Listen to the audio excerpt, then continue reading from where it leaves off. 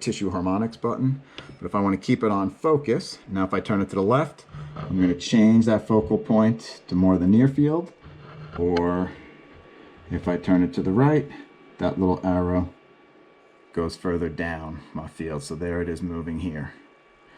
So let's say I wanted to image something kind of right in the center of my screen. I would want my focal point right matching up to that same depth of the organ that I'm actually trying to examine, and that'll give me the best picture that I can. So I do mess with that a lot when I'm going in and down. I'm changing my depths, looking at different parts of the organ, or maybe I see what I think might be a nodule. Well, then I want to move that focal point to that area that I really want to get a better picture of. So making sure we're always adjusting that focal point, focal position, to where we want it to actually be. All right. Next button we've got down here is frequency and depth. I feel like too many people don't love playing with frequency and depth.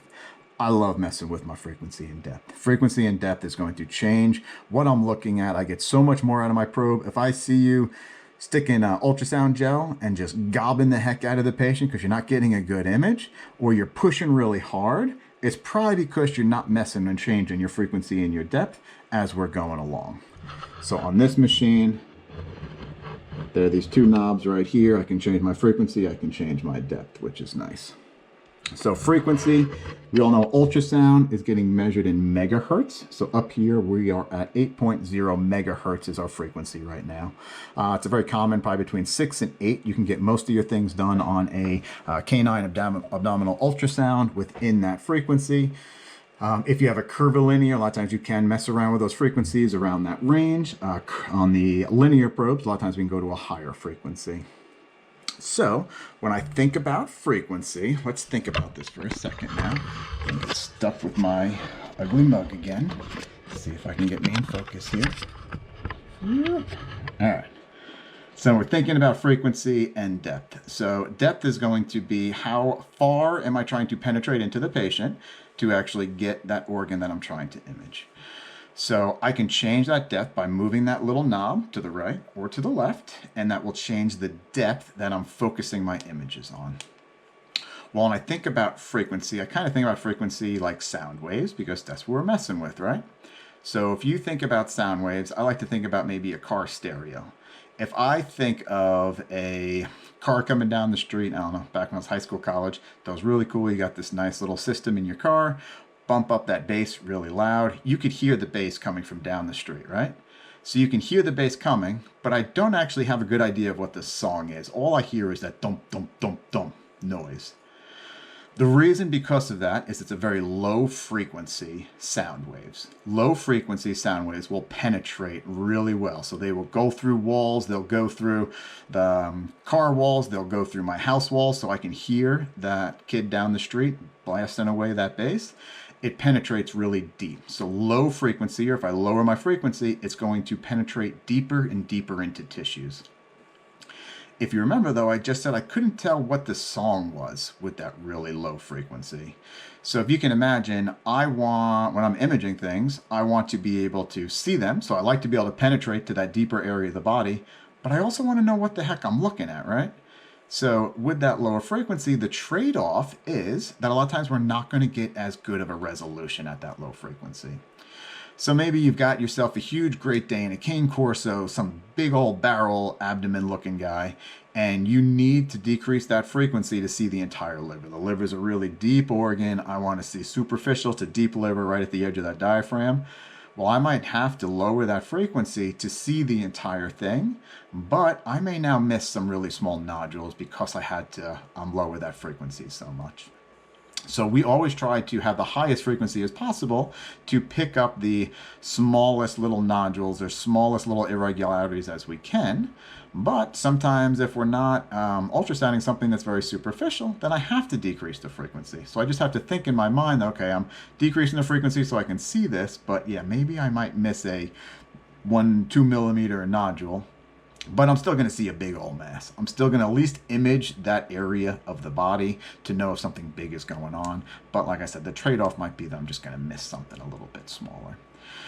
So when I'm looking at stuff, depending on what organ I'm looking at, I'm going to change that frequency all the time. I want the highest frequency that I can get to see what I'm looking at. But if I'm trying to look a little bit deeper, now I'm gonna have to decrease my frequency. So as I change the depth, I'm also gonna change the frequency, or if I'm changing the frequency, I'm gonna change the depth. So just those three things we've mentioned so far, right? I had the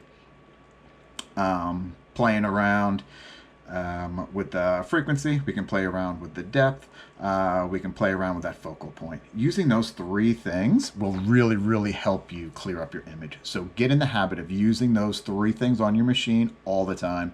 Every time you go from one organ to the other, I'm probably adjusting tiny little changes on there to get the best image possible on that one.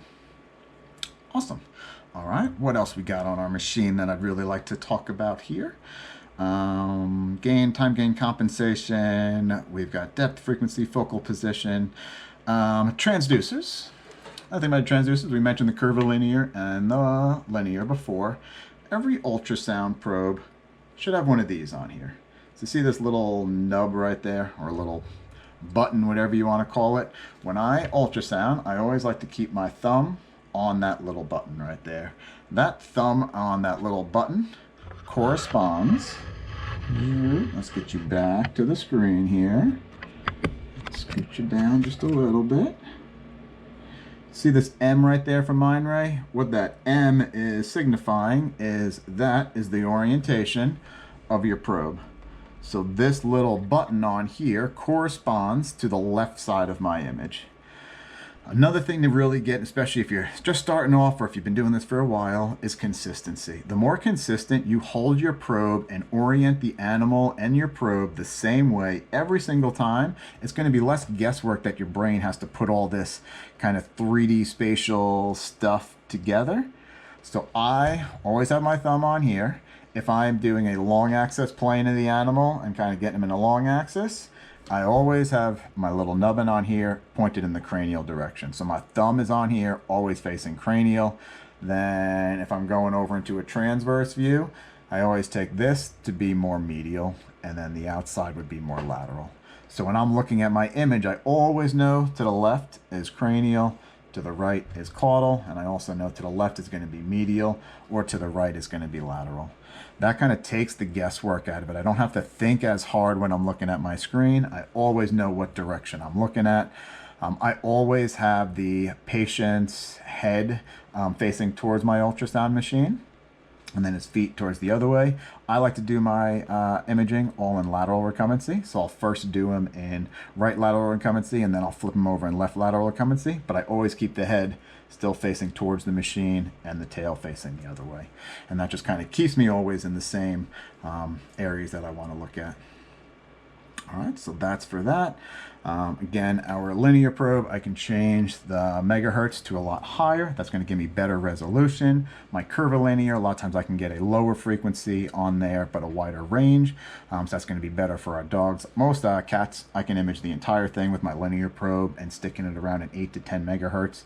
But depending on the size of the dog, then I'll go back and forth. A lot of times I'll use my curvilinear first and image everything that I can, and then I go back for my superficial images of everything with the linear probe and get some better images that way. All right, so that's going to be most of the things I really want to focus on. Other things you can do on there is like freeze and measure, things like that, but that's a little bit more kind of self-explanatory. When we're playing with those buttons, we'll do that a lot in our lab time as we go over all of our images. But these were the big things on there. I know when I was